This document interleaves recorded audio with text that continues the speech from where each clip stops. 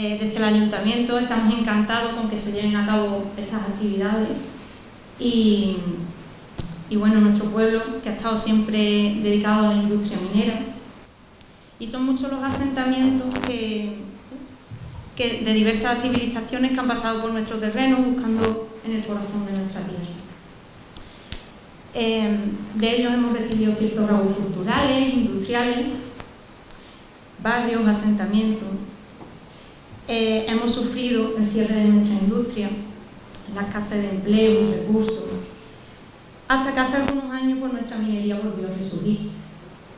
Aunque tenemos que seguir trabajando en ello, puesto que necesitamos hacer más visible aún el resultado y promover el empleo y la inversión en nuestro territorio. No hay que dejar a un lado nuestro legado, nuestra historia, y sabemos que Atalaya Mining pues trabaja en el cuidado de nuestros yacimientos arqueológicos en las instalaciones mineras. Y teniendo en cuenta la importancia de esto para nuestra historia y nuestro futuro. Bueno, gracias a la empresa, a su arqueólogo, a Luis Iglesias, por hacer partícipe al pueblo de sus conocimientos y seguramente desconocidos por muchos de nosotros. Gracias por estar hoy aquí y gracias a todos los que habéis acudido para escuchar tan interesante propuesta.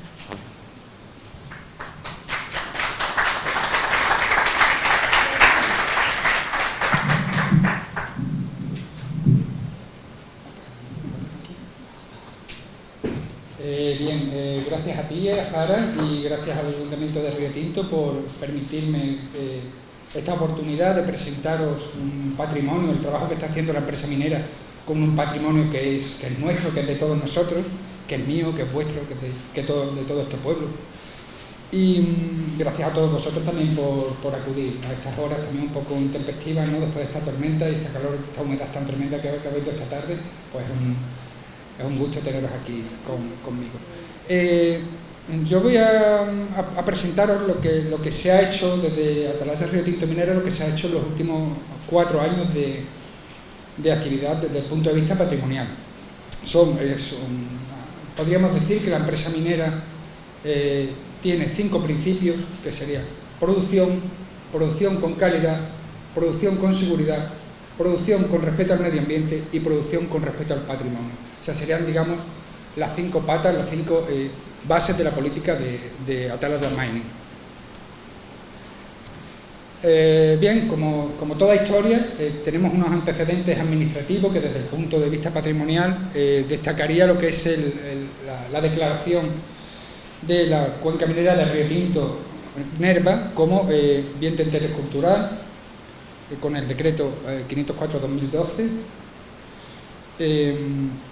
que, digamos, garantiza la protección de una serie de bienes en toda la cuenca minera de Río Tinto y de Nerva. Esta protección lleva a la empresa minera, cuando la empresa minera se hace cargo de la gestión de las minas, la lleva a implementar una serie de herramientas que se concretan a partir de una prospección que realiza Aquilino Delgado y Marcos García, realizan la prospección del área del proyecto Río Tinto, y de ahí emana un proyecto global de gestión del patrimonio. Ante la complejidad del patrimonio, digamos, que atesoramos en esta comarca, no había otra herramienta, digamos, más eficaz que crear un proyecto global de intervención sobre el patrimonio. Un proyecto, una comarca minera que lleva a sus espaldas una larga historia, ¿no? Una larga historia que, bueno, desde la comunidad científica se está hablando de un segundo milenio antes de Cristo para los comienzos de la explotación minera y metalúrgica aquí en Río Tinto.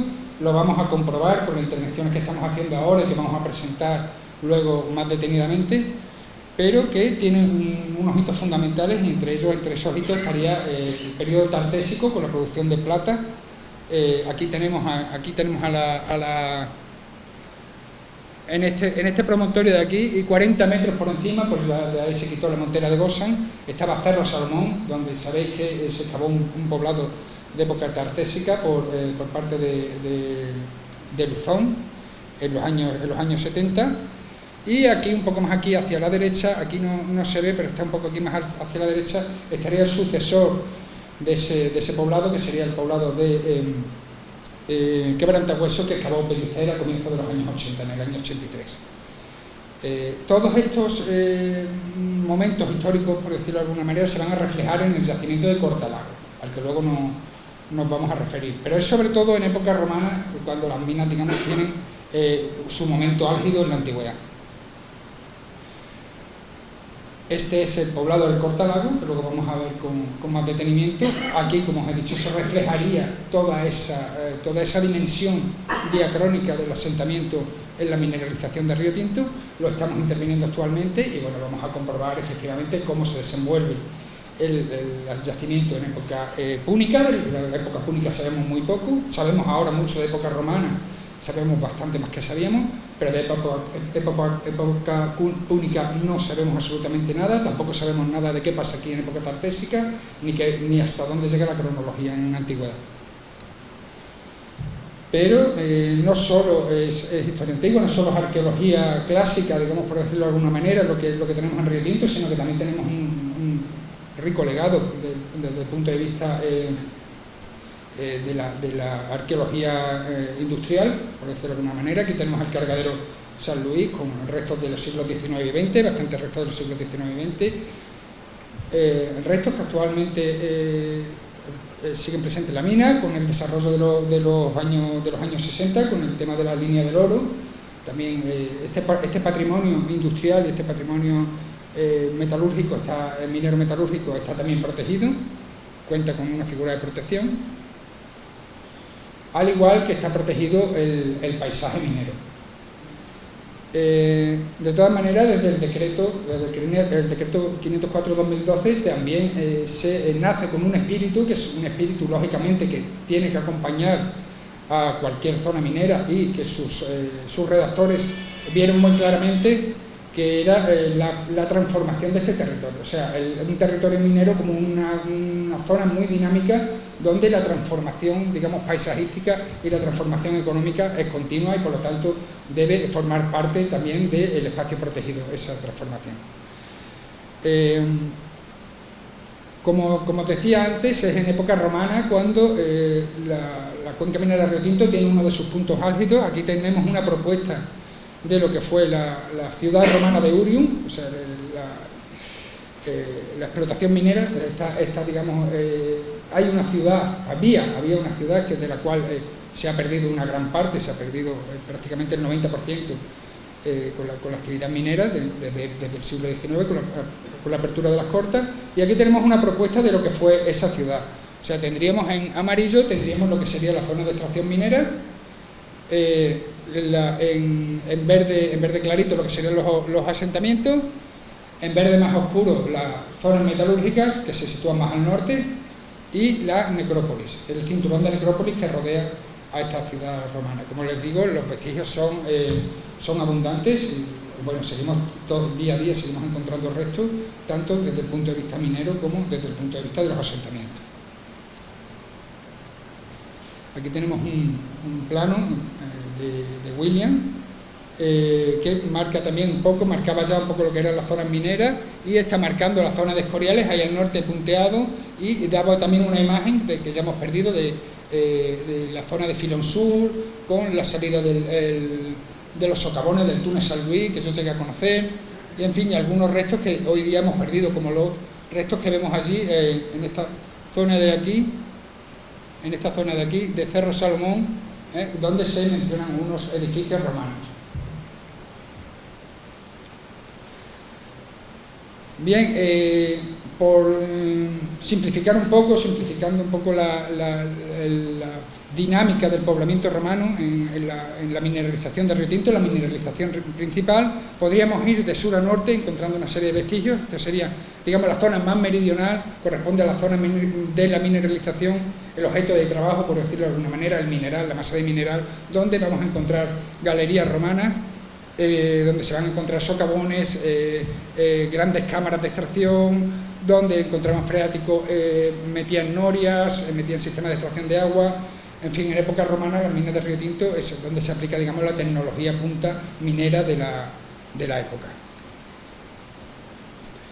Más al norte de esa zona, digamos, de mineralización, lo que vamos a encontrar es el cinturón de asentamiento, es un asentamiento bastante extenso, o sea, estamos hablando de que abarca desde la zona de los límites con el Tinto, en la zona de Marismilla, lindando prácticamente con el límite de nuestro término municipal con el de Nerva, el poblado de Marismilla, Planes Marismilla, porque es el mismo poblado, lo que pasa es que hoy día está cortado por la antigua carretera que unía Río Tinto con Nerva. Al norte de eso estaría Tres Cruces. Estos son los restos de un nuevo sitio que hemos localizado, que se ha excavado recientemente, que sería Nuevo Filón Norte. Seguiría hacia la zona de Argamasilla, Corta del Lago, Llano de los Tesoros y lo que es la zona industrial, donde también se han localizado algunos restos. Al norte de ese asentamiento es un asentamiento bastante largo en dimensión de este a oeste, algo estrecho norte-sur y que se extiende a lo largo de la mineralización.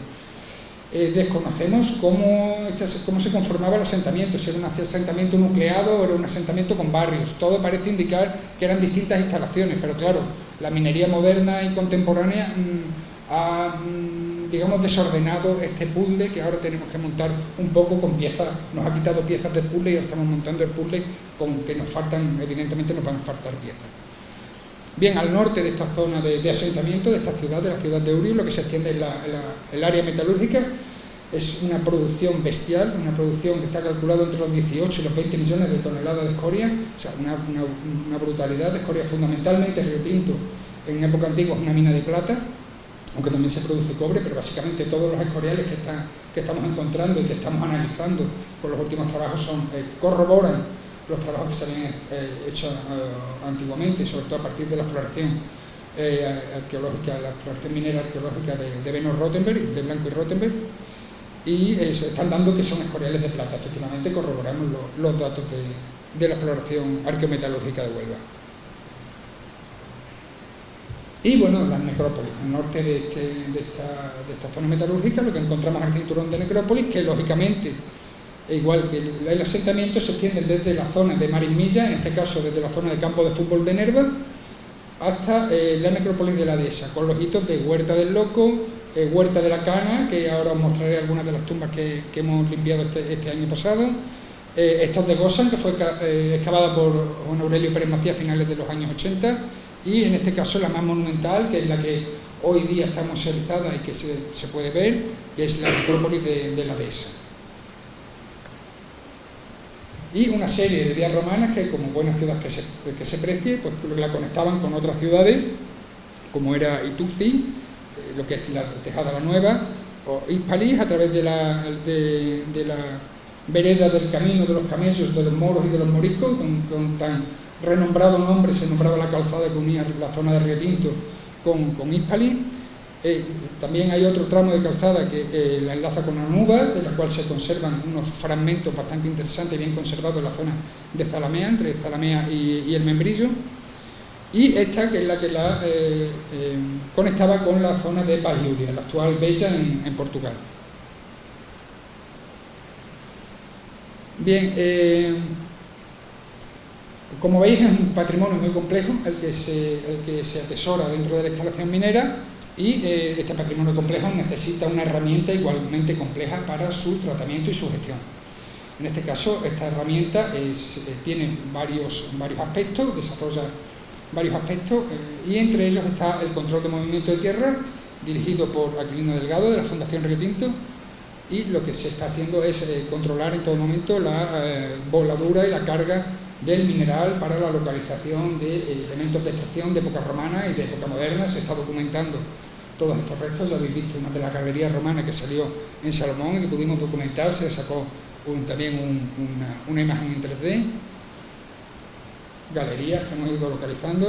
Todas estas son al sur de Corta Salomón, ya entrando en el Caolín. En este caso es un culatón de una galería, entrando en la zona de las hidromoscovitas, que no eran, digamos, no eran interesantes desde el punto de vista minero.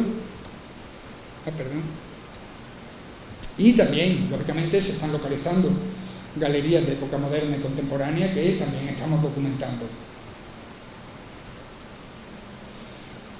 Bien, otra de las patas, por decirlo de alguna manera, otro de los elementos que se desarrolla a partir del proyecto global es el seguimiento arqueológico, que tengo tengo el gusto de dirigir y llevar a cabo, que es una herramienta bastante compleja. Yo creo que fue una de las herramientas más versátiles que se creó con el proyecto global, ya que permite realizar un montón de actuaciones. En este caso, lo que se está haciendo aquí es un seguimiento de la evolución del paisaje minero. Como os dije antes, el paisaje minero está también protegido por el decreto, y lo que estamos haciendo es un seguimiento de su evolución, de cómo se ha transformado el paisaje minero desde que Atalaya Río Tinto Minera se hace cargo de la explotación minera hasta el día de hoy. Hacemos un seguimiento mensual. Hay meses que normalmente lo hacemos 2 veces al mes, hay meses que todos solamente lo hacemos una, pero vamos haciendo un seguimiento fotográfico siempre desde los mismos puntos,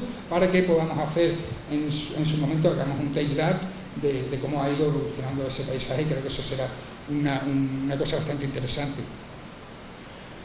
El seguimiento también permitía en su inicio, ya no, porque se ha ido despojando de atribuciones, permitía en su inicio documentar y hacer análisis de estructuras industriales concretas que iban a ser amortizadas, en este caso por las escombreras sur. Es el caso de la trituradora del proceso Dodge.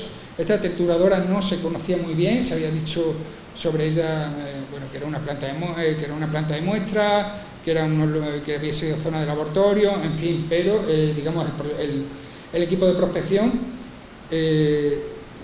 vio claramente, documentándose, vio claramente que era la trituradora del proceso Dodge, y a través del análisis hemos visto cómo funcionaba este elemento del que prácticamente no conocíamos nada. Hemos encontrado estas fotografías antiguas que nos permite interpretar cómo funcionaba el edificio. En esta zona central lo que había era una gran rueda, que es esta que tenemos aquí, que lo que hacía era que movía unos mecanismos, que lo que movía era una machacadora de rulos. O sea, iba machacando el mineral con unos rulos, y el mineral entraba por aquí con tren, entraba con la vía del tren que viene por aquí detrás, entraba a esta zona de aquí, era la cuarteadora, desde la cuarteadora caía hacia aquí, hacia esta zona, de aquí pasaba a la machacadora de rodillos, y el tren que recogía ya el mineral machacado, aculaba aquí hay un túnel de acule, y cargaba el mineral, y de ahí salía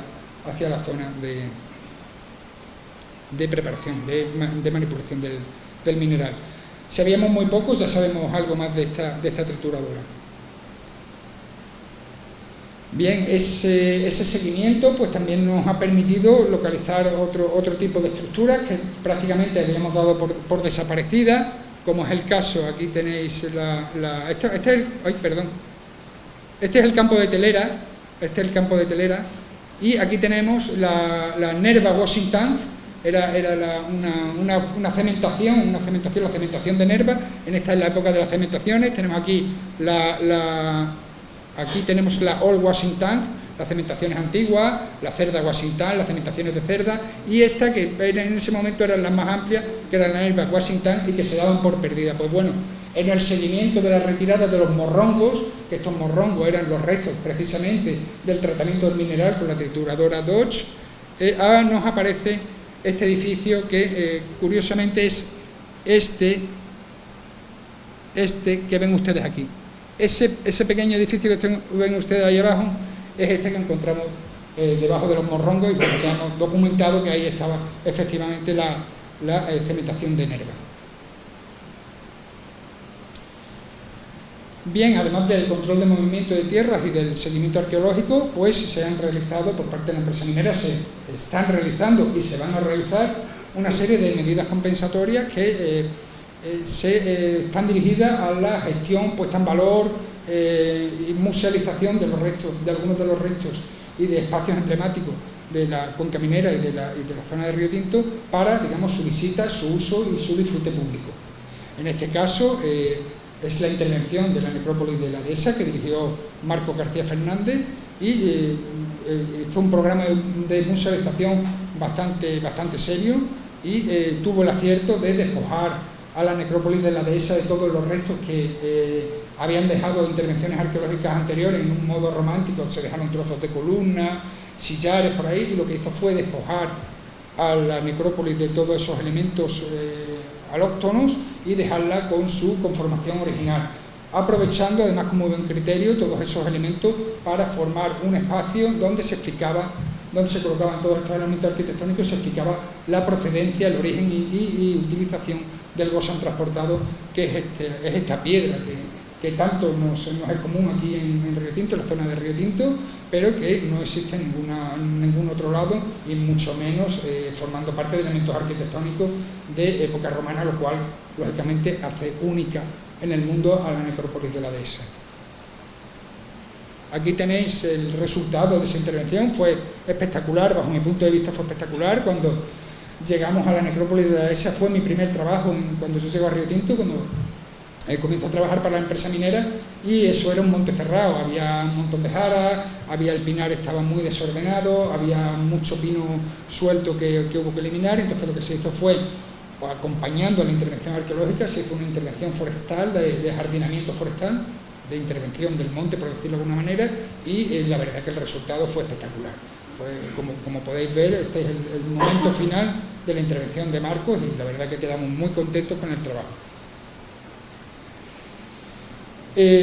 Acompañando ese proceso, pues se hizo también lo que es la musealización del yacimiento, con la colocación de cartelería interpretativa para que el público en general pudiera, digamos, visitar el yacimiento sin un guía especializado, aunque nosotros siempre recomendamos que sea un guía, lógicamente, el que acompaña a la visita, porque siempre le va a dar más información, pero en principio se diseñó para que se pudiera visitar de forma autónoma, con una cartelería, como podéis ver, una cartelería bastante sencilla, una cartelería que no diseñamos los técnicos. Eso fue muy curioso. Yo creo que fue un acierto también del equipo de trabajo, tanto de Marco García como de nosotros, como de Atalaya Río Tinto Minera, porque fueron personas que no eran especialistas en arqueología las que diseñaron los carteles, o sea, diciendo qué les gustaría ver en la necrópolis, qué necesitaban que se les explicara en la necrópolis, porque claro, los técnicos dijimos, bueno, nos lanzamos al vuelo y vamos a explicar lo divino y lo humano, ¿no? Había que explicar efectivamente lo que la gente de a pie, lo que la gente no especialista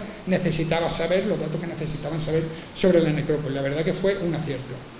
Como por ejemplo el contenido del ajuar de las tumbas, que era lo que se podía encontrar en las tumbas y tal.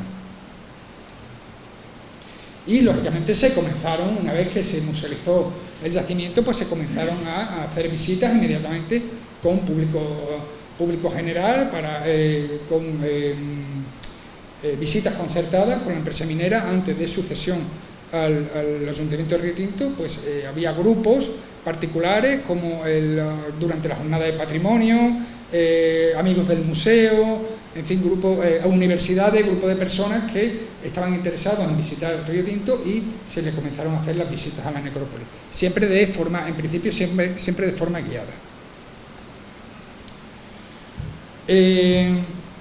Ha habido otras actividades también muy significativas, como han sido la extracción de este horno. Esto es un horno de reducción que apareció en el Escorial número 4, lo localizaron Aquilino Delgado y Marcos García durante su prospección, y fue sacado bajo la dirección de Roberto Díaz Rodríguez.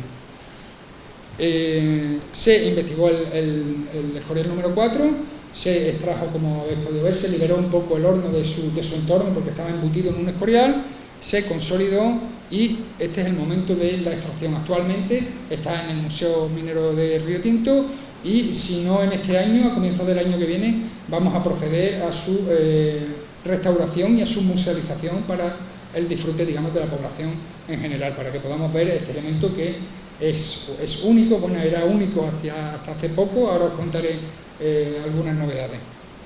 Pero vamos, de hornos de reducción, ahora mismo en Río Tinto solamente tenemos este.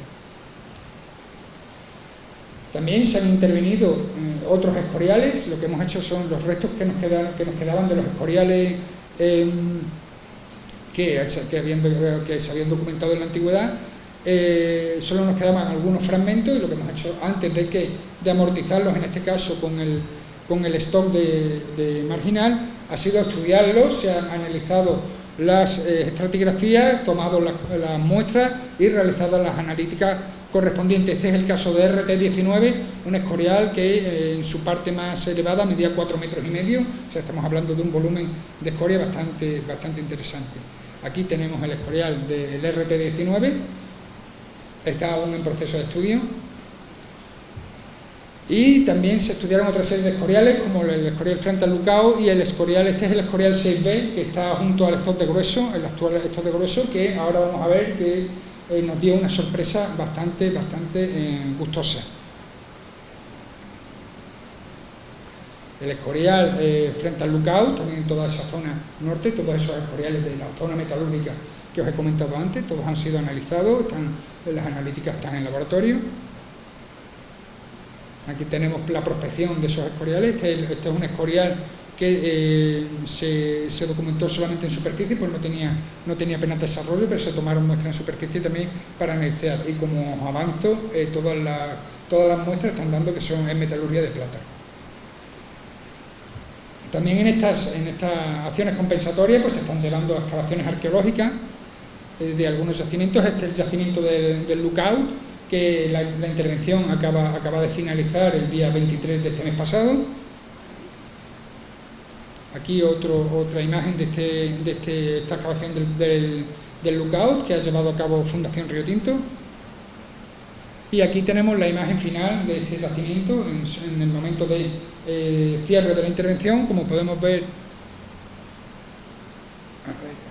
aquí tenemos todo lo que es todas las viviendas. Vemos como el yacimiento se sitúa al borde de la costa, de la corta, y aquí tenemos, bueno, más que viviendas, esto es una fodina. Esta es la última fase, la fase republicana, y es una planta de transformación minera y metalúrgica del finales del siglo I a.C.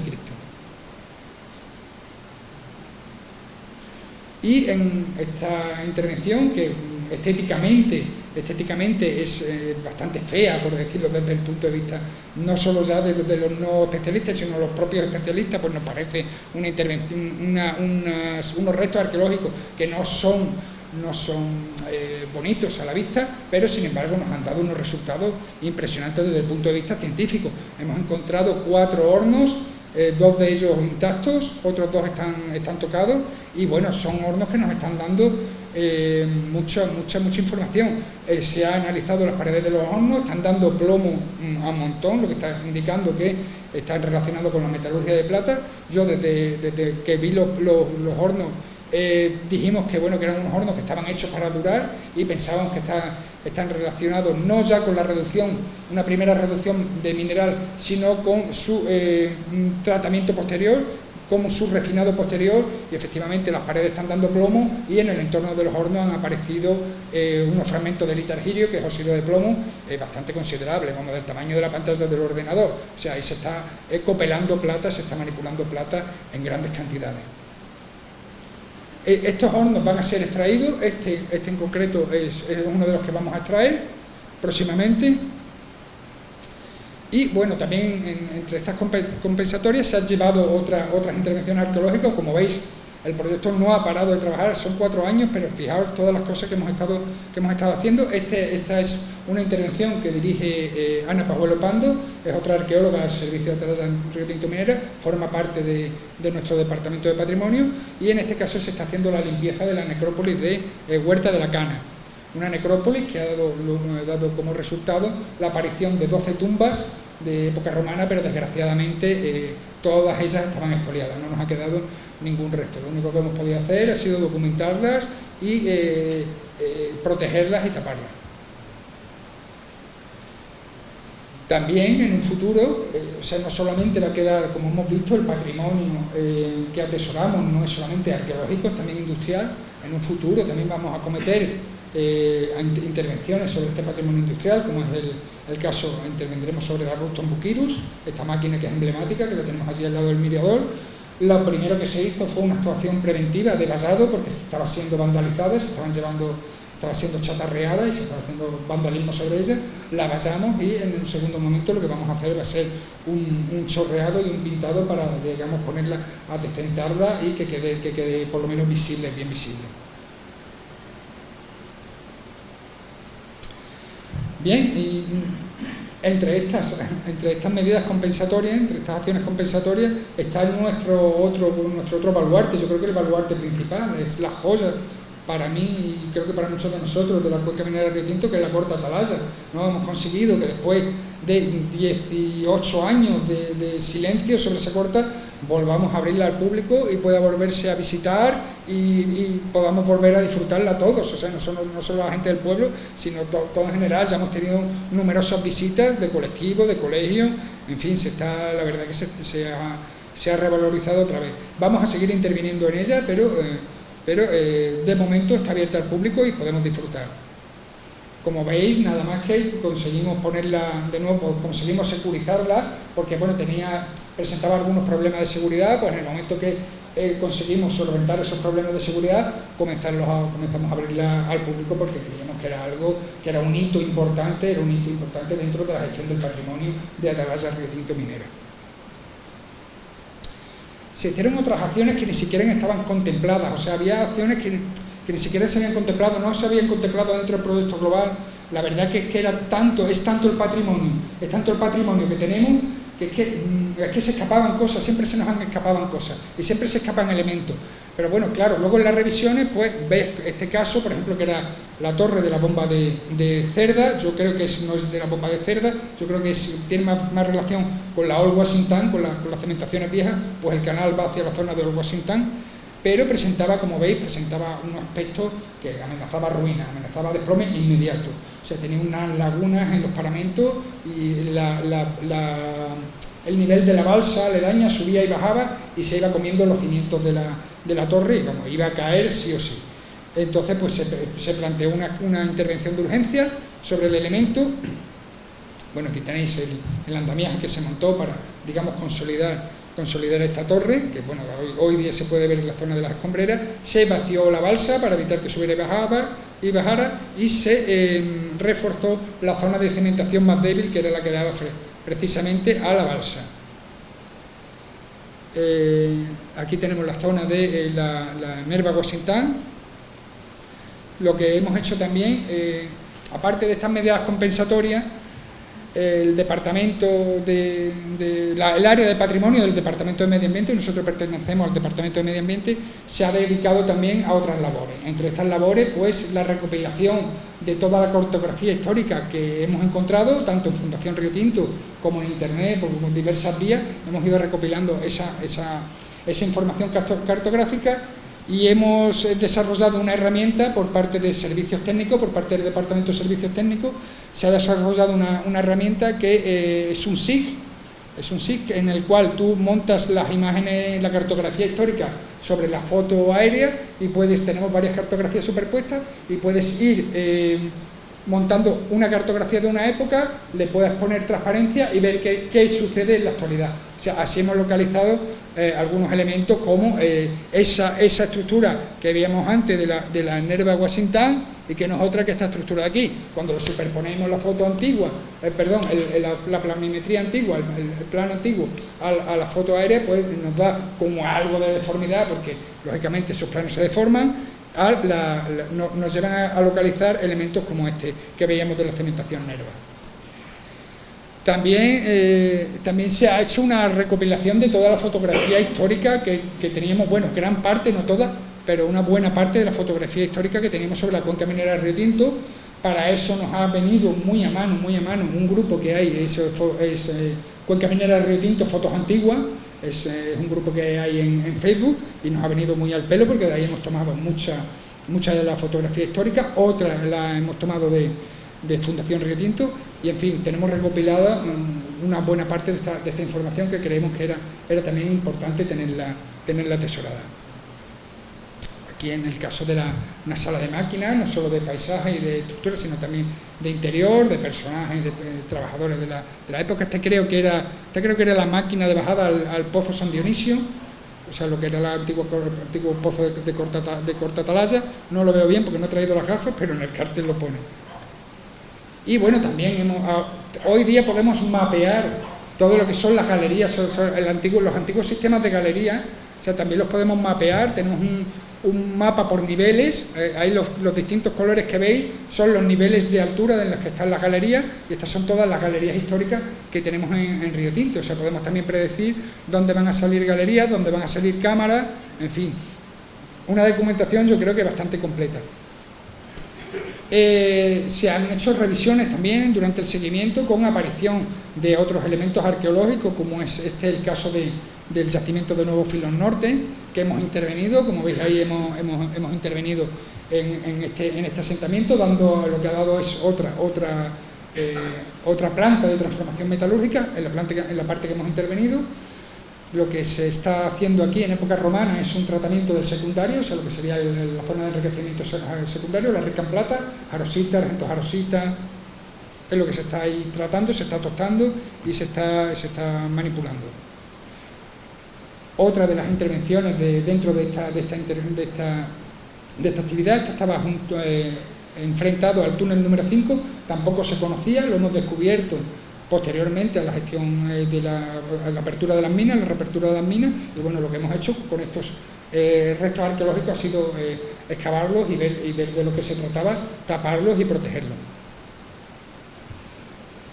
Y bueno, llegamos a la excavación, digamos, que está siendo la punta de lanza ahora mismo, en la que está actualmente en intervención, la que está ahora mismo en desarrollo, que está siendo la punta de lanza desde el punto de vista arqueológico en la zona minera, que es la excavación de Cortalago. Este es el yacimiento de Cortalago, el yacimiento principal, pero no solamente se decidió no solamente intervenir en este yacimiento principal, sino ver la ciudad de Urium como un conjunto. Entonces se decidió intervenir en otros espacios, como es este caso, que es el nivel arqueológico 2, muy cerca de la zona del lector de gruesos. Este lector de gruesos, este muro se localizó justo en el lector de gruesos, no se ha podido intervenir por motivos de seguridad, simplemente se fotografió y se sacó en planta. Es este que tenemos aquí. El Escorial 6B, que ahora vamos a ver, que se localiza aquí también en la zona del lector de gruesos. Y el Cortalago, que tiene dos sectores, tiene el sector 2, que es este que tienen ustedes aquí, por debajo de la pista, donde había un pavimento de ladrillo, que se veía en perfil. En principio pensábamos que el pavimento se iba hacia el interior, hacia debajo de la pista, entonces pensamos que podíamos encontrar allí una estructura, una habitación que estuviera pavimentada con ladrillo, intentar recuperar ese pavimento para musealizarlo. Este es el sector 2 de Cortalago, y bueno, el sector 1, que es, digamos, la parte principal, la parte mejor conservada, el poblado, es lo que se les llamaba antiguamente el poblado romano, que es una parte que ya se intervino en varias campañas y que bueno, se había respetado porque estaban los cortes arqueológicos de antiguo. Como veis, es un yacimiento complejo. Esta es su estratigrafía, este es su perfil meridional, tiene 14 metros de potencia, con varias fases metalúrgicas.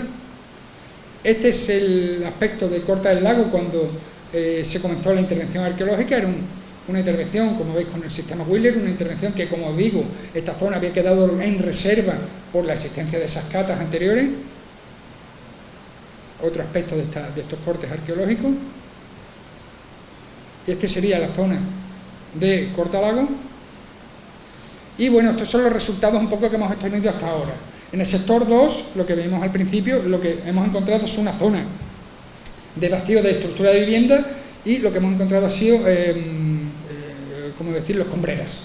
Allí lo que hemos encontrado parece que es una zona suburbana, donde en este caso lo que se había copiado eran tejas, era una escombrera de tejas. Ahí hay bastantes tejas acopiadas en varios puntos, aparte del nivel arqueológico 2, creo que era también el nivel arqueológico 1B y 1A, también tienen estas características de ser acúmulos de teja. El sector 2 de Cortalago, donde veíamos el pavimento, que pensábamos que podía ser una estructura que se desarrollara hacia el interior, hacia debajo de la pista, pues resulta que no, son bloques colocados en posición secundaria con los movimientos mineros no sé de qué época, serían de los años 60, 50, 40, no lo sé, pero se habían movido, esos son restos que se habían movido ya, están en posición secundaria. La intervención en el Escorial 6B, que nos da la sorpresa de que se halla un tesorillo con 114 monedas, todas ellas de plata, menos 4 de oro, creo recordar que eran 4, no recuerdo si eran 3 o 4 de oro, y un tesorillo que actualmente está en estudio, pero que os puedo avanzar que prácticamente, fijaos la moneda una vez limpia, el proceso de limpieza de las monedas, fijaos la moneda en el estado en el que está en un estado formidable, el áureo, la moneda de oro, que prácticamente no hubo ni que limpiarla, que salió limpia, y os puedo avanzar que prácticamente hay una moneda por cada emperador. Parece, según la numismata que la está estudiando, Alicia Lévalo, una especialista en la Universidad de Cádiz, parece todo apunta que es una colección de monedas, que es una colección antigua, es un tesoro antiguo de un señor romano que se dedicó a coleccionar monedas. Me parece que no sé si son 600 y pico años de diferencia entre la primera moneda y la última. La primera es de Nerón y la última es de Marco Aurelio, o sea, hay un periodo de tiempo bastante prolongado. Fijaos esta de Adriano, fijaos la calidad en la factura de la moneda, vamos, se pueden contar los pelos de la barba, ¿no? O sea, se conservan muy bien, están prácticamente flor de cuño. Y bueno, lo que es la excavación arqueológica del sector principal, el sector 1, que es lo que nos queda de la ciudad el sector principal que nos queda de la ciudad de Urion, de lo que se llamaba el Llano de los Tesoros. Y bueno, aquí pues hemos encontrado varios niveles de época romana, al menos 4 niveles de época Julio-Claudia. Tenemos 4 subfases dentro de la fase de época Julio-Claudia, con material in situ. Aquí tenéis una dolia que se mantiene en el rincón de una vivienda durante 4 de las subfases, en principio relacionada con un horno panadero, con una panadería para acúmulo de agua, y finalmente queda amortizada, o sea, primero está exenta y se van recreciendo los suelos y queda amortizada, incluso se le hace un pequeño brocal para seguir utilizando ese elemento, que en época antigua una tinaja, por decirlo de alguna manera, por decirlo en el lenguaje actual, era algo bastante caro. Mucho material in situ, hemos localizado mucho material in situ, lo cual indica un abandono, en alguna fase un abandono bastante rápido de la ciudad. Aquí tenéis los derrumbes, fijaros, se había planteado que la zona Cortalago podían ser zonas de barracones mineros y tal. Para nada, hemos encontrado casas cuya parte conservada son 240, 250 metros cuadrados, con columnas, o sea, son casas de patio. Fijaros los derrumbes de tejas, o sea, la teja también es un elemento que era costoso en aquella época. Pavimentos de pizarra perfectamente tratados, o sea, unas calles, o sea, todo organizado en torno a un viario perfectamente establecido que se mantiene durante casi toda la fase. Aquí tenéis una de las calles, esta es la calle central. Todas las etiquetitas que veis, todas las etiquetitas blancas que veis son pavimentos que se han ido superponiendo durante varias fases, o sea, cada tiempo pues cogía y repavimentaba la calle, como sucede actualmente. Fijaos también en la conservación que tienen los muros, el tema edilicio. Aquí tenemos un aspecto, este es el edificio número 2, la última fase, la fase más reciente del edificio número 2. El edificio número 2 en su fase más antigua. Fijaos la casa, como es las dimensiones que tiene, unas dimensiones bastante importantes. También hemos documentado en las últimas excavaciones, porque los romanos usaban profusamente el tapial. Hemos encontrado muros de tapial, seguimos encontrando muros de tapial en el Lucao, y la intervención que os comentaba antes, tenemos alzado de tapial de 2,20 metros, o sea, una cosa espectacular el manejo del tapial también. El edificio número 3, que es un edificio bastante curioso.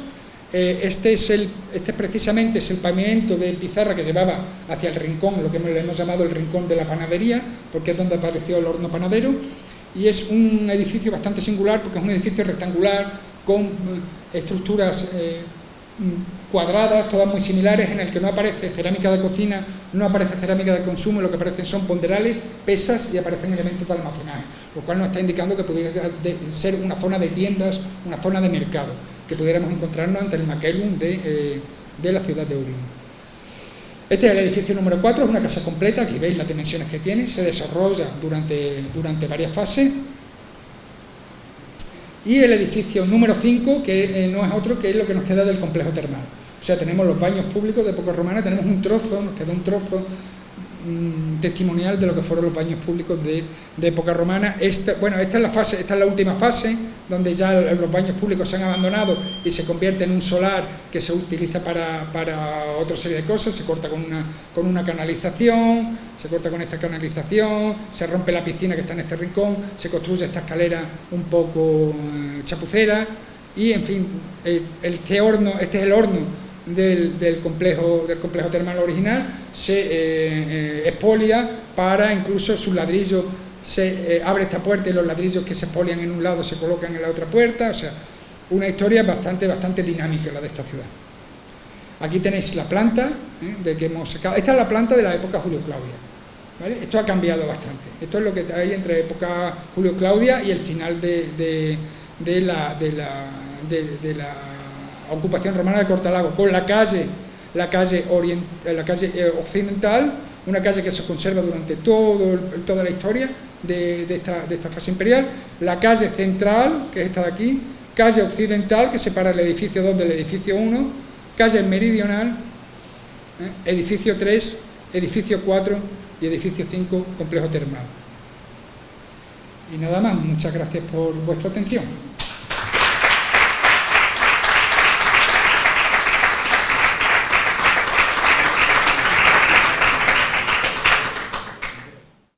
¿Has escrito un libro o vas a editar un libro sobre todo esto? Va a salir un primer libro, va a salir próximamente a finales de año, va a salir un libro sobre el Escorial 6B, donde apareció el tesorillo, con el estudio del tesorillo, de las cerámicas, y bueno, un poco también comentando lo que ha sido la gestión de Atalaya Río Tinto Minera hasta ahora, hasta el momento de publicación del libro. Está en mente un segundo libro que hablará sobre el Lookout, que se hará junto con Fundación Río Tinto. Y en el futuro se irán sacando libros, lógicamente, se irán sacando libros porque es mucha la información. O sea, el volumen de información que estamos sacando es impresionante. A mí me gustaría que vieran los volúmenes que sacamos de informe, que son volúmenes de 800, 900 páginas, que eso luego hay que digerirlo. Y bueno, al final yo creo que el resultado final de todo esto, aparte de los libros que se saquen desde el punto de vista científico, será un pequeño libro a color divulgativo, digamos, para el público general. Pero eso será al final de toda la intervención. Todavía el camino lo estamos empezando a recorrer, queda un camino muy largo y la verdad que es lleno de sorpresas, sin duda. Respecto a las visitas a la necrópolis que comentaba, para que ir con guía, ¿dónde nos informarían ese respecto?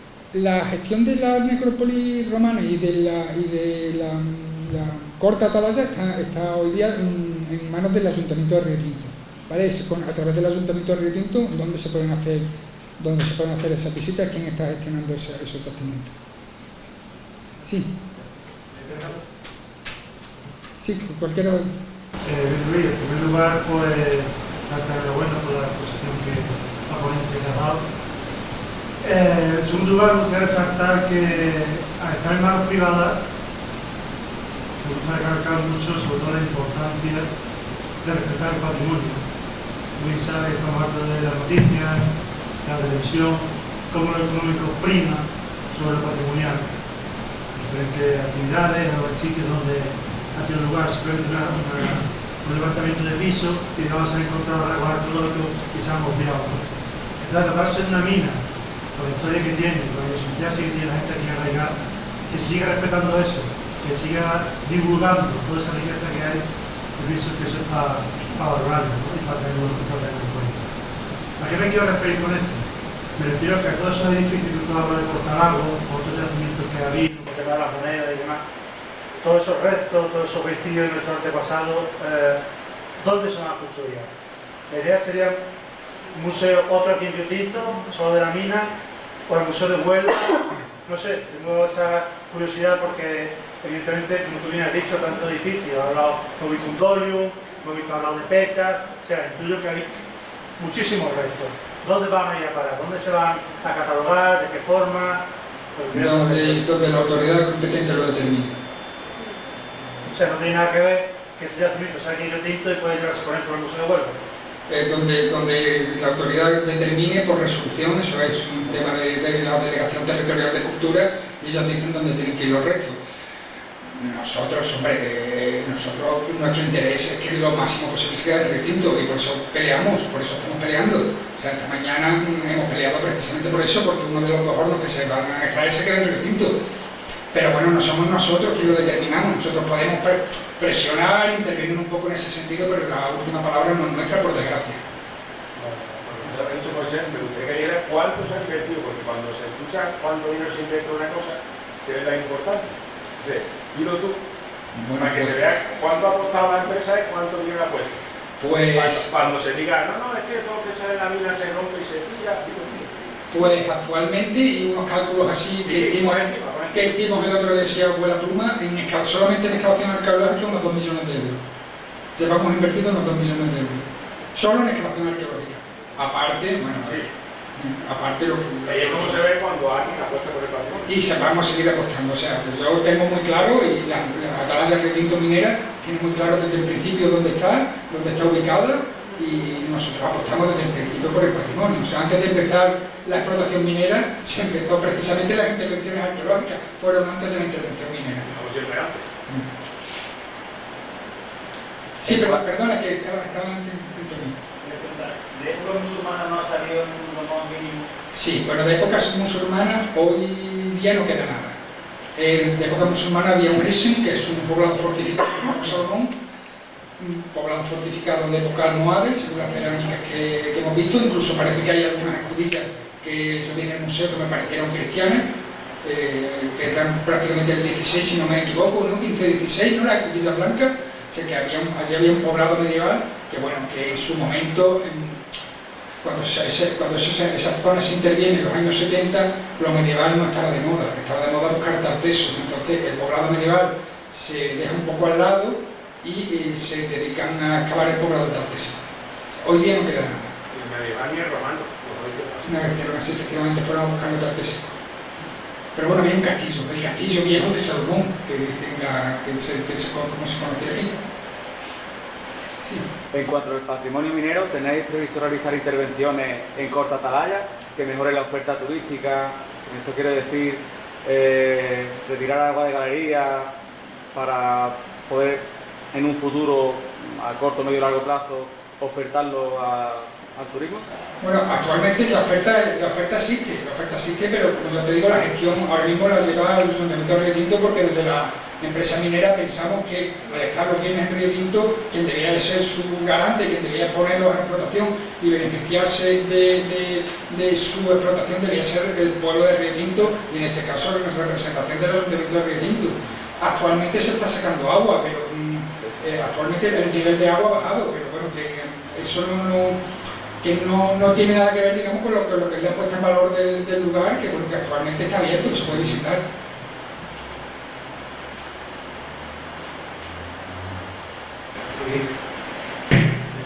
La respuesta que has dado a la pregunta que has hecho de qué pasará con esos lugares el día de mañana.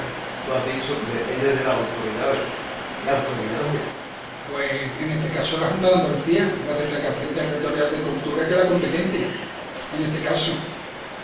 Nosotros desde el principio del proyecto, nosotros trabajamos codo con codo, mano con la Delegación Territorial de Cultura y con la Universidad de Huelva. O sea, nosotros, el garante de nuestra actividad es, por un lado, la Junta de Andalucía, y por otro lado, la Universidad de Huelva, que es quien nos coordina desde el punto de vista científico. O sea, nosotros hacemos lo que se determine desde el punto de vista de la administración, que es la competente en este sentido. Supongo que en este caso se utiliza la Junta de Andalucía, decir, esto me lo llevo pues a Huelva, Sevilla o Córdoba, donde sea. Eso es llevarse un patrimonio nuestro, de aquí. Ya, pero es que ahí nosotros también, como he comentado antes, nosotros ahí no podemos hacer nada, lo único que podemos hacer es lo que hemos hecho esta mañana, que es presionar, recomendar, aportar, decir que bueno, que si tenemos dos, uno venga para acá, pero nosotros contra una resolución de la Delegación Territorial de Cultura, donde la Junta de Andalucía, tú tienes que cumplir esa resolución, si no es que estás cometiendo un delito. O sea, si no te pongas en la cárcel. Entonces, lo único lo que está en nuestra mano es eso. Oye, mira, de estos dos hornos, a ver si miramos si este se puede quedar en Río Tinto. Oye, de este material, vamos a ver si esto se puede quedar en Río Tinto. Es nuestra única margen. Nosotros tenemos ese margen de maniobra, y dentro de nuestro margen de maniobra, por supuesto que vamos a hacer todo lo posible porque la mayoría de los bienes se quedan aquí. Nosotros vamos a recomendar, por decirlo de alguna manera.